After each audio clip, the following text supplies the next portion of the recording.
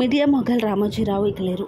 ఈనాడు group సంస్థల అధినేత చెరుకూరి రామోజీరావు గారు ఈరోజు ఉదయం 4:50 మరణించారు. అదేవిధంగా నిన్నటి నుండి ఆయన వెంటిలేటర్పై ఉండి ఈరోజు తెల్లవారుజామున మరణించినట్లుగా కూడా సమాచారం అందింది. అలాగే తీవ్ర అనారోగ్యంతో గత కొంత కాలంగా బాధపడుతున్న రామోజీరావు ఆరోగ్యం ఒక్కసారిగా క్షీణించడంతో నానాక్రమ్గూడలోని స్టార్ ఆసుపత్రికి జూన్ 5వ తేదీన తరలించారు. అయితే తీవ్రమైన బీపీ, శ్వాస సంబంధిత సమస్యలు ఉండడం వల్ల ఆయన బాధపడుతున్నారు. దాంతో ఆయనను ఐసీయూలోని వెంటిలేటర్పై ఉంచారు. ఇవాళ ఉదయం 4:50 ఆయన చనిపోయినట్లు తెలియజేశారు. 3 రోజుల క్రితం ఆయనకు స్టార్ హాస్పిటల్లో ఆపరేషన్ కూడా జరిగి స్టంట్స్ అనేది వేశారు. ఆ తర్వాత ఆయన ఆరోగ్యం మరింతగా క్షీణించిందని తెలుస్తుంది.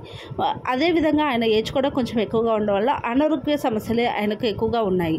అదేవిధంగా ఆయన గురించి కొన్ని ఇంట్రెస్టింగ్ విషయాలు ఏంటి అంటే, ఆయన 1936 నవంబర్ 16న ఆంధ్రప్రదేశ్ కృష్ణా జిల్లాలో జన్మించిన రామోజీరావు గారు 88 ఏళ్ల వయసులో ఇవాళ తెల్లవారుజామున అయితే మరణించారు. ఆయన వ్యవసాయ కుటుంబానికి సంబంధించిన వారు.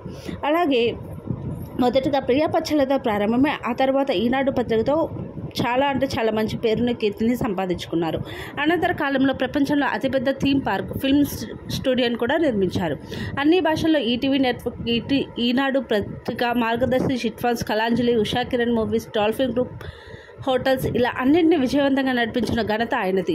రామోజీరావు మృతి పట్ల దేశమంతా కూడా నిర్ఘాంతం వ్యక్తం చేసింది. ప్రధాని మోదీ, సోనియా గాంధీ, రాహుల్ గాంధీ, అమిత్ షా, నడ్డా, శరద్ పవార్, నితీష్ కుమార్, మమతా బెనర్జీ, తమిళనాడు సీఎం స్టాలిన్, చంద్రబాబు, మాజీ సీఎం జగన్, నారా లోకేష్, ఏసీసీ అధ్యక్షులు షర్మిల, తెలంగాణ సీఎం రేవంత్ రెడ్డి, వైఎస్ జగన్ తదితరులు కూడా సంతాపం తెలిపారు. అయితే రామోజీరావు అంత్యక్రియలను ప్రభుత్వ లాంఛనాలతో నిర్వహించేందుకు కూడా తెలంగాణ ప్రభుత్వం అయితే సిద్ధమైంది.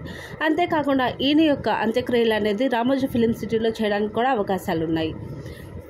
ఈ ఇన్ఫర్మేషన్ మీకు నచ్చితే లైక్ చేయండి, షేర్ చేయండి, సబ్స్క్రైబ్ చేయండి. Thank you for watching 20 Facts for You channel. Bye.